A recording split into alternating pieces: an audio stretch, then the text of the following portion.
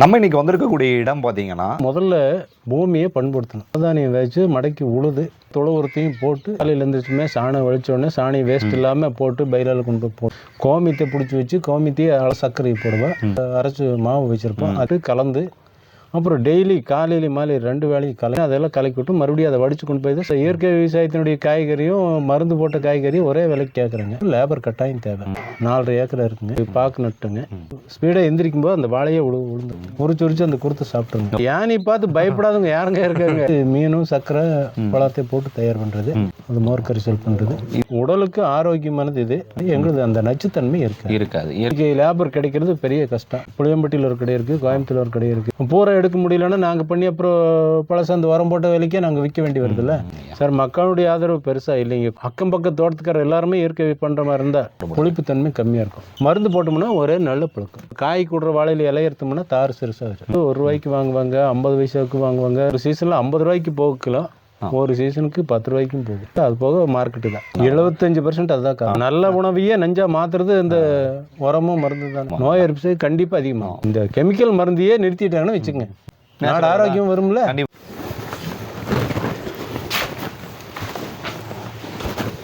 நம்மாழ்வார்களுடைய அவருடைய ஒரு விவசாயத்தை இன்றும் தொன்று தொட்டு ஒரு ஐயா பாரம்பரியமான முறையில் இயற்கை விவசாயத்தை பண்ணிகிட்டு இருக்காருங்க.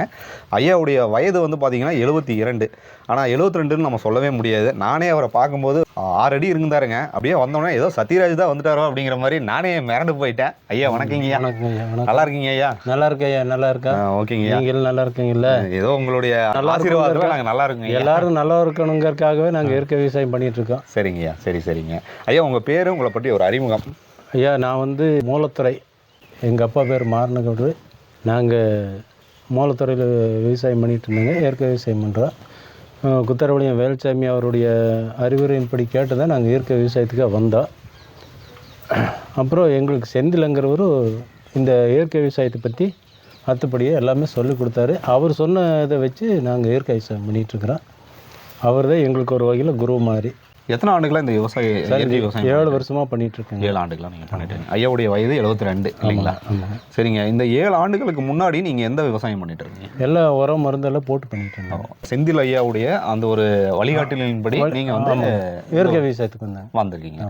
இந்த இயற்கை விவசாயம் அப்படிங்கிறது என்னங்க ஐயா? அது எப்படி நம்ம பண்ணணும் ஐயா? இயற்கை விவசாயங்கிறது முதல்ல பூமியை பண்படுத்தணும். பூமியை பண்படுத்தணும்னா பூமியை சுத்தம் பண்ணோன்னு நவதானியம் வச்சு மடக்கி உழுது அது கூட தொழு உரத்தையும் போட்டு இயற்கை விவசாயம் பண்ணணும். கூட அதுக்கு பயிர்களுக்கு என்ன பயிர் பண்ணுறோமோ அதுக்கு தகுந்த மாதிரி ஜெய்வாமிர்தம், மீனமில்லை, பஞ்சகாவியம் அந்த மாதிரி தெளிப்பானும் வேருக்கும் கொடுக்கலாங்க, தெளிப்பானும் தெளிக்கலாங்க. அந்த மாதிரி பண்ணலாங்க. இப்போ நீங்கள் என்ன பயிரிட்டு இருக்கீங்க? நாங்கள் இப்போ வாழை தான் இருக்குங்க ஐயா. முதல்ல காய்கறி, எல்லா காய்கறியும் நட்டுருந்தோம். இப்போது இயற்கை விவசாயத்தில் காய்கறி நட்டு நாங்கள் எல்லாம் விளைஞ்சாலும் அந்த இயற்கை விவசாயத்தினுடைய காய்கறியும் மருந்து போட்ட காய்கறியும் ஒரே விலைக்கு கேட்குறேங்க. அதனால் எங்களுக்கு அப்படி பண்ணும்போது கட்டுப்படியாகதில்லை. எங்களுக்கு லேபர் தேவை அதிகமாகப்படுதுங்க. இப்போது உரம் போடுறவங்க ஈஸியாக பணம் கொடுத்தா கூட சீக்கிரம் கொண்டு வந்து அதை போட்டுலாம் பண்ணிடலாம். நாங்கள் இயற்கை விவசாயங்கிறது இதெல்லாம் தயார் பண்ணுறதுக்கு லேபர் கட்டாயம் தேவை. அந்த லேபர் காஸ்ட் மட்டும் எங்களுக்கு அதிகமாகுதுங்க. அப்படி பண்ணும்போது எங்களுக்கு கொஞ்சம் காசு அதிகமாக செலவாகுது. அதுக்கு கொஞ்சம் உண்டான ரேட்டு கொடுத்தா தான் எங்களுக்கு கட்டுப்படியாகுங்க. ஆனால் அரசாங்கத்தில் இத்தனை கோடி ஒதுக்குறேன், அத்தனை கோடி ஒதுக்குறேன்னு சொல்கிறாங்க. ஆனால் எங்களை மாதிரி விவசாயிகளுக்கு அது சேர்றதில்ல. இன்றைக்கி வரைக்கும் எங்களுக்கு எந்த உதவியும் பண்ணல. எத்தனை ஏக்கர் நீங்கள் வாழை பயிரிட்டுருக்கீங்க? என்ன வாழை பயிரிட்டுருக்கீங்க ஐயா? இப்போ எங்களது ஒரு 4.5 ஏக்கரை இருக்குங்க. சரி. 4.5 ஏக்கராவில் 1 ஏக்கரை பாக்கு நட்டுங்க. பாக்கி நேந்திர வாழை இருக்குது. இங்கே செவ்வாழை 1 ஏக்கரை இருக்குங்க. நேந்திரம் ஒரு 3/4 ஏக்கரை, ஒரு 1/2 ஏக்கரை பூவன் இருக்குங்க. இப்போ இது பார்த்தீங்கன்னா என்ன பூமிங்க? இது செம்மண் கலந்த ஒரு பூமி தான். சொல்லப்போனால் நம்ம பவானிசாகர் நீர் அணையின் பக்கத்தில் தான் இந்த ஒரு தேக்க நிற்கிற ஏரியாவுக்கு பக்கத்தில் தான் எங்கள் லேண்டுங்க. நாங்கள் கிணத்து தண்ணி தான் பாய்க்கிறோம். இது எங்களுக்கு கிணத்துல தேராத தண்ணி இருக்குது. எந்த காலத்துலையும் இன்றைக்கி வரைக்கும் தண்ணி தேரல. ஆற்றுலேயே தண்ணி இல்லாமல் போனப்போ கூட எங்களுக்கு ஏதோ ஆண்டவன் மணிக்கு தண்ணி இருந்தது. சரிங்க. இந்த ஊரை பற்றி சொல்லுங்கய்யா. இந்த ஊரினுடைய பெயர்? ஊர் வந்து மூலையூருங்க. மூலையூர். இந்த ஊர் எப்படி தோன்றுச்சு? இதுக்குன்னு ஒரு வரலாறு. சார் இது தோன்றதில்ல, நான் இடையில வந்தது. மூலையூர் தோன்றின விவரம் வந்து எனக்கு தெரியல. இது சிறுமுகை அருகில் இருக்கக்கூடிய ஒரு கிராமம் தான். ஆமாம், இரும்பரை கிராமம். இது சிறுமுகைக்கு பக்கமாக இருக்குது. இங்கே வந்து பார்த்தீங்கன்னா நம்ம பக்கத்துலேயே ஃபாரஸ்ட் இருக்குது. ஃபாரஸ்ட் இருக்குங்க. இங்கே யானை தொல்லை, பன்னி, மான் இதெல்லாம் பயங்கரமான தொல்லை இருக்குங்க. அதை விட குரங்கு, மயிலும் ஓவராக சார். இப்போ நேந்திரவாழை இருக்குன்னா தார்லேயே உட்காந்து அப்படியே கொத்துங்க. மயில் அது திடீர்னு எந்திரிக்கும் போது, ஸ்பீடாக எந்திரிக்கும் போது அந்த வாழையே விழுந்துடும். அந்த அளவுக்கு சிரமங்கள்லாம் நீங்கள் சந்திப்பாங்க. குரங்கு பாருங்க, கண்ணு இத்தனை வளர்த்தி ஒரு 3 மாதம் கண்ணு ஆகிற வரைக்கும் கண்ணு பூரா உரிச்சிருங்க. உரிச்சு அந்த குருத்தை சாப்பிட்ருங்க. அதை பண்ணணுங்க. மான் நைட்டில் வருங்க. யானை வருங்க பாரு. போன வாரம் வந்து யானை பூந்து 25 வாழையை சாப்பிட்ருங்க. அந்த ஃபென்சிங் பைப் 5 பைப் முறிச்சிருச்சு. நல்லா ஃபோட்டோ எடுத்துகிட்டு போயிருக்காங்க. உள்ளே வரும் இல்லைங்களா? வந்துருச்சுங்க. வந்து வாழைக்குள்ளேயே போந்துருச்சுங்க. அப்புறம் ஏதோ பட்டாசுட்ட சுட்டு நானும் அவரில் போய் முடுக்கினேன். ஆனால் நான் உங்களுக்கு அந்த ஒரு பயம் இல்லைங்களா? பயம் இருக்குங்க. ஏங்க யானையை பார்த்து பயப்படாதவங்க யாருங்க இருக்காங்க? அப்படி யாருமே சொல்ல முடியாது. இருந்தாலும் கொஞ்சம் பயந்துட்டு எப்படியும் முடிக்க ஆகணுமே, வெள்ளாமல் போகுதுங்கிறவங்களப்போ கொஞ்சம் பயந்துட்டு போய் முடுக்கிறது. அது பட்டாசு வச்சுருப்பீங்க. உங்களுக்கு வந்து பட்டாசு வச்சுருக்கேன். எப்பவுமே நீங்கள் பட்டாசுகள் நீங்கள் எப்பவுமே கண்டிப்பாக இருந்தது ஆகணுங்க. இல்லாமல் வாய்ப்பே கிடையாது. பெரிய டார்ச் வச்சுருக்குறோம். அது எங்கே வருதுன்னு தூரத்துலேருந்து அங்கே ஃபாரஸ்ட்லேருந்தே வரும்போது பார்த்தாலும் தெரிகிற அளவுக்கு டார்ச் வச்சுருக்கோம். ஆனால் பட்டாசு விட்டு தான் அதை முடுக்கணும். வேறு வழி கிடையாது. ஆமாம். ஓகே. இப்போ இந்த இயற்கை விவசாயம் அப்படிங்கிறத நீங்கள் நிலத்தை பண்படுத்தணும் அப்படிங்கிற மாதிரி சொன்னீங்க. நவதானியங்கள் போட்டு நீங்கள் வந்து விவசாயத்தை பண்படுத்துனீங்க. அந்த விவசாயத்தை பண்படுத்தினதுக்கப்புறம் அந்த வாழையை வந்து நீங்கள் விளைவிக்கிறதுக்கு நீங்கள் என்னென்ன மாதிரியான ஏதாவது பூச்சிக்கொல்லி உரங்கள்லேருந்து நீங்கள் வெளியே வந்து தான் நீங்கள் இயற்கை விவசாயம் பண்ணுறீங்க. ஆமாம். அந்த இயற்கையான உரங்கள் என்னென்ன இருக்குங்க? சார், இயற்கையான உரம் நாங்கள் தொழு உரம் போடுவோம். இந்த ஆட்டு மண் இருக்கு, மகுடி மண், அது போடுவோம். அப்புறம் நம்ம மீன் அமிலம், பஞ்சகாவியம் இதெல்லாம் ஸ்ப்ரே பண்ணுறது போக வேருக்கு கொடுப்போங்க. மீன் அமிலம், பஞ்சகாவியம் இதெல்லாம் என்னங்க ஐயா? மீன் அமிலங்கிறது மீன் வந்து மீனும் சர்க்கரை பழத்தை போட்டு தயார் பண்ணுறது. பஞ்சகாவியங்கிறது பால், மோர், தயிர், கோமியம், சாணம் இதை போட்டு தயார் பண்ணுறது.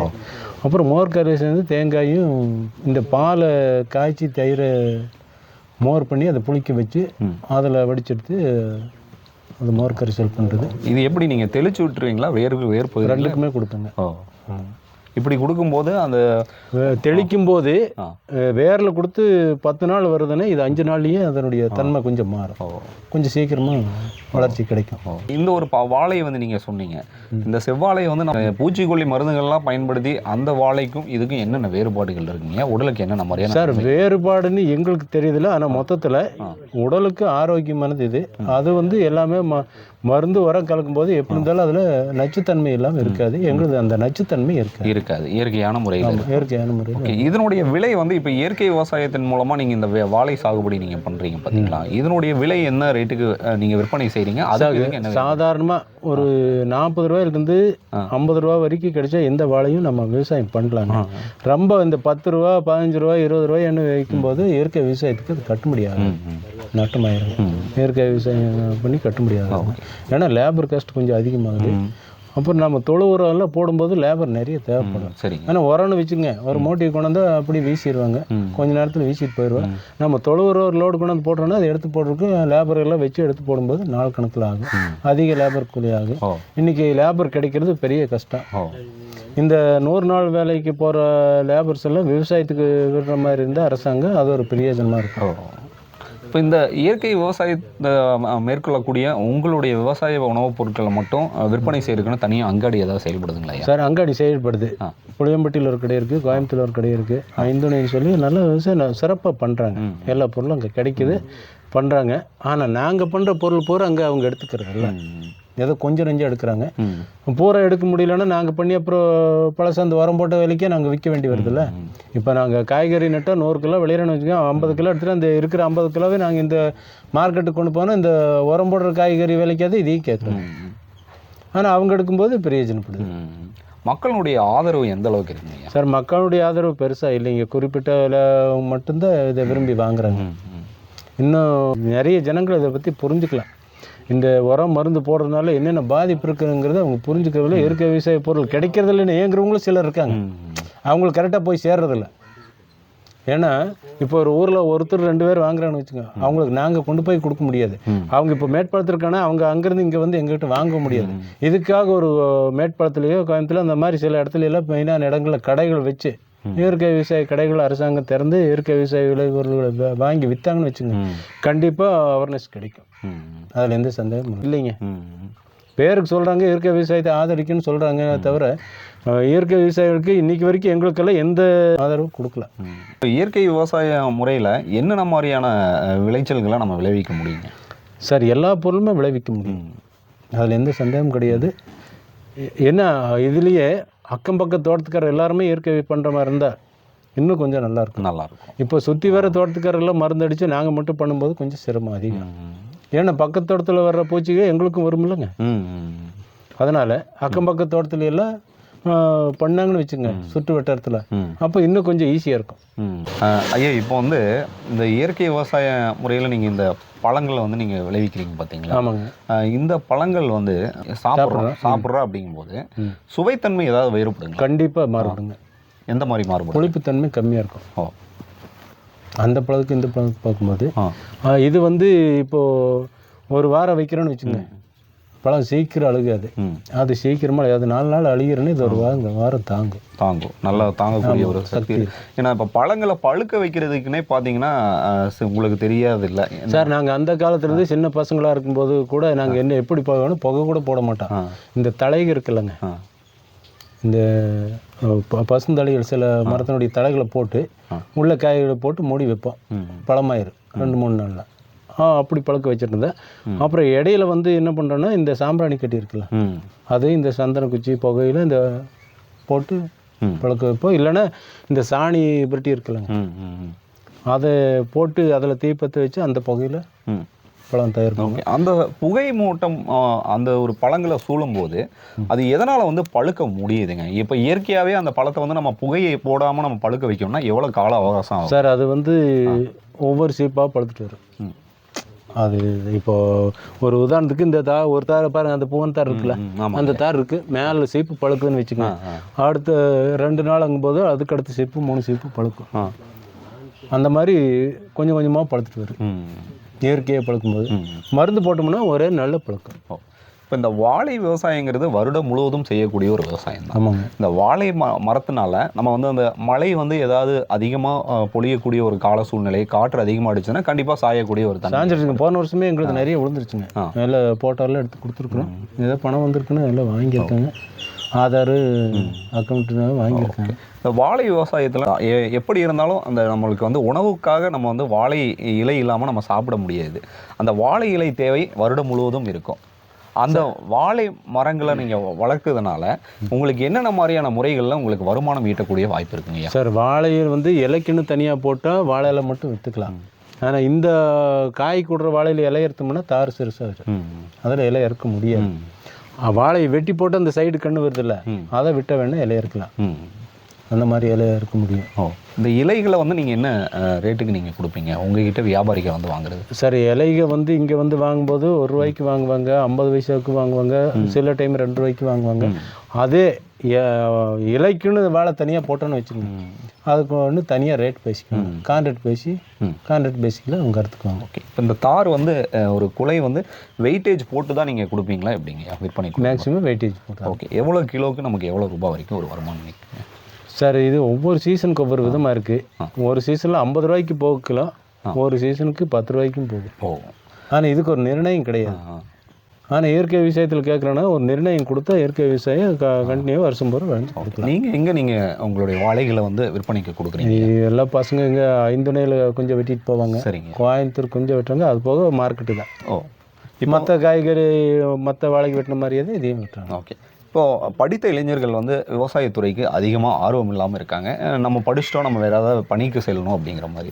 ஒரு 1/2 ஏக்கர் ஒரு 1/4 ஏக்கர் இடம் இருக்குது அப்படிங்கக்கூடிய ஒரு இளைஞர்கள் வந்து தான் வந்து நான் ஒரு குத்தகைக்காவது நான் வந்து நிலம் வாங்கி நான் வந்து விவசாயம் பண்ணுறேன், நான் இயற்கை முறையில் பண்ணுறேன் அப்படிங்கும்போது அவங்க இதில் வந்து வரக்கூடிய ஒரு ஆர்வத்தை எப்படிங்க சார்? அப்படி ஆர்வமாக வந்தாலும் இந்த 1/4 ஏக்கரா 1/2 ஏக்கராவுக்கு வந்து ஒருத்தர் பண்ணால் அவருடைய படிப்புக்கு இந்த வருமானத்துக்கு ஈடாக ஆகாது. காரணம் என்னென்னா இன்னும் நிறைய ஜனங்கள் புரிஞ்சுக்கலாம். இந்த இயற்கை விவசாய விளைபொருளுக்கு இந்த விலை கொடுத்தா கட்டுப்படி ஆகும், இதுக்கு இவ்வளவு செலவாகும், இது சாப்பிட்றதுனால எங்களுக்கு உடம்புக்கு இத்தனை ஆரோக்கியமாகும், நாங்கள் கொண்டு போய் லட்சக்கணக்கில் டாக்டர்களுக்கு கொடுக்குற காசு மிச்சமாகும், நாங்கள் இன்னும் 5 வருஷம் சேர்ந்து பிழைக்கலாம் அப்படிங்கிற எண்ணங்கள் வரணும். அந்த மாதிரி ஒரு விழிப்புணர்வு வரும்போது இயற்கை விவசாயம் நல்லாயிருக்கும். ஓகே. இந்த நமக்கு நோய்வாய்ப்படக்கூடிய காரணமே பார்த்தீங்கன்னா நம்ம பூச்சிக்கொல்லி மருந்துகள் பயன்படுத்தக்கூடிய உணவுகளை நம்ம எடுத்துக்கிறது 75% அதுதான் காரணம். நச்சு பொருட்கள்லாம் நச்சுதான், உணவே நஞ்சா மாறுது. இந்த இயற்கையான நம்ம நல்ல உணவையே நஞ்சா மாத்துறது இந்த உரமும் மருந்து தான். கண்டிப்பாங்க. இந்த விவசாயத்தில் பார்த்தீங்கன்னா இந்த இயற்கையான முறையில் செய்யக்கூடிய அந்த விவசாய பொருட்களை நம்ம எடுத்துக்கொள்ளும் போது நமக்கு நோய் எதிர்ப்பு சக்திகள் அதிகமாக கண்டிப்பாக அதிகமாகும். ஆரோக்கியம் கிடைக்குங்க, ஆஸ்பத்திரி போகிற செலவு மிச்சமாகும். மேக்சிமம் போக வேண்டி இருக்காது. ஏதோ ஒரு சில இதுக்காக போக வேண்டி வரலாம், ஆனால் எதுக்கு எடுத்தாலும் போக வேண்டிய காரணம் வராது. ஓகே. நீங்கள் இந்த 7 ஆண்டுகளுக்கு முன்னாடி நீங்களே சொன்னீங்க, நான் முன்னாடி நான் பூச்சி பொருட்கள் மருந்துகள் பயன்படுத்தி தான் நான் விவசாயம் பண்ணேன். இப்போ இந்த ஒரு ஆர்வத்தை செந்தில் ஐயா ஒருத்தர் சொல்லி தான் நான் இதில் வந்தேன். ஆரம்ப கட்டங்களில் நீங்கள் இதை பண்ணும்போது உங்களுக்கு எவ்வளோ கடினமாக இருந்துச்சுங்க? சார் ரொம்ப கடினம் தாங்க. காலையில் எழுந்திரிச்சுமே சாணம் வலிச்சோடனே சாணி வேஸ்ட் இல்லாமல் போட்டு பைலால் கொண்டு போட்டு வெயிட் போட்டு பைலால் போடுவேன். கோமியத்தை பிடிச்சி வச்சு கோமியத்தையே அளந்து ஊற்றுவேன். அப்புறம் சர்க்கரை போடுவேன். அப்புறம் மாவோ தட்டைப்பயிறு இதை அரைச்சி மாவு வச்சுருப்போம், அதையெல்லாம் போட்டு கலந்து அப்புறம் டெய்லி காலையில மாலை 2 வேளையும் கலக்கி விடணும். கலக்கி விட்டு மெயினாக அதெல்லாம் கலக்கி விட்டு மறுபடியும் அதை வடித்து கொண்டு போய் தான் சொட்டு நீரில் விட முடியும். அப்படி இல்லைன்னா அதை பைலார் கொண்டு போய் வாழைக்காட்டில் வச்சு வாழைக்கு செவந்த லிட்டர் கணக்காக ஊற்றணும். அப்படியே வடிக்காமல் ஊற்றணும்.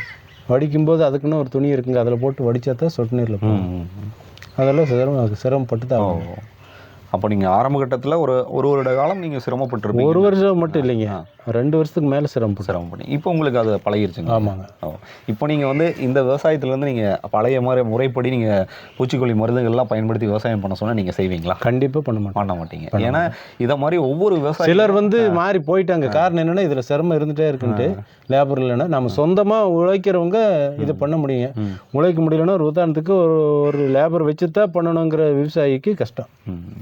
நாங்கள் லேபர் வரலையா, நாங்களே அந்த வேலைக்கு பண்ணலாங்கும்போது நாங்கள் அதை பண்ணலாம். ஓகே. இப்போ விவசாயிகள் அனைவரும் ஒருமித்த குரலோட நாங்கள் இயற்கை விவசாயத்தை தான் பண்ணுவேன் அப்படிங்கிற மாதிரி எல்லாருமே இறங்கி இதுக்குள்ளே வந்தாங்கன்னா நல்லா இருக்குங்களா? நாடே நல்லா இருக்கும். ஒரே வார்த்தையில் சார் இயற்கையே மாறி இருக்குல்லங்க எல்லாமே. சார் இந்த களைக்கொல்லி மருந்து அதனுடைய ஆவியெல்லாம் இதில் போகுது, காற்றில் தானே போகுது. காற்றுலையும் சாப்பிட்ற உணவுப் பொருளையும் அத்தனையும் நஞ்சாகுது. அது எல்லாமே இல்லாமல் போயிரும்ல. கட்டாயமாக இந்த கெமிக்கல் மருந்தையே நிறுத்திட்டாங்கன்னு வச்சுக்கோங்க, நாடு ஆரோக்கியம் வரும்ல. கண்டிப்பாக நேச்சுரலாக தான் நம்ம எதாக இருந்தாலும். வண்டியெல்லாம் போகும்போது இத்தனை புகை வருது, பேட்டரி வண்டியே ஓடிச்சுன்னா புகை வருமா? கட்டாயமாக வராது. அந்த மாதிரி இந்த இயற்கை விவசாயம் பண்ணும்போது நாடு ரொம்ப நல்லாயிருக்கும். சரிங்கய்யா, உங்களுடைய பொன்னான நேரத்தில் பல தகவல்கள் பகிர்ந்துட்டீங்க. நம்மளுடைய தோட்டத்தையும் ஒரு பார்வையிடலாமுங்களா? பார்க்கலாம், தாராளமாக பார்க்கலாம். நீங்கள் பண்ணுறீங்கிறத நீங்கள் பார்க்கலாம், கட்டாயமாக காட்டுங்கய்யா. ரொம்ப நன்றிங்கய்யா. ஐயா பார்த்தீங்கன்னா கிட்டத்தட்ட ஒரு 7 ஆண்டுகளாக இயற்கை விவசாயத்தில் ஒரு சாதனையாளராக திகழ்கிறாருங்க. நிச்சயமாக இந்த மாதிரி ஒரு விவசாய துறையில் செயல்படக்கூடியவங்க மிக மிக குறைவாக இருக்காங்க. ஐயாவுடைய இந்த ஒரு நேர்காணல் நிச்சயமாக உங்களையும் ஒரு இயற்கை விவசாயத்தில் ஆட்படுத்திக்கொள்ள ஒரு உறுதுணையாக இருக்கும்னு நான் கருதுகிறேங்க. அடுத்தடுத்த காணொலி வழியாக நான் உங்களை சந்திக்கணும்னு விருப்பப்பட்டீங்கன்னா சிவாரன் டிவி இன்ஸ்டா பேஜையும் சிவாரன் டிவியும் தொடர்ந்து பாருங்கள். டில் தென் பாய் ஃப்ரம் உங்கள் சிவா. நன்றி, வணக்கம்.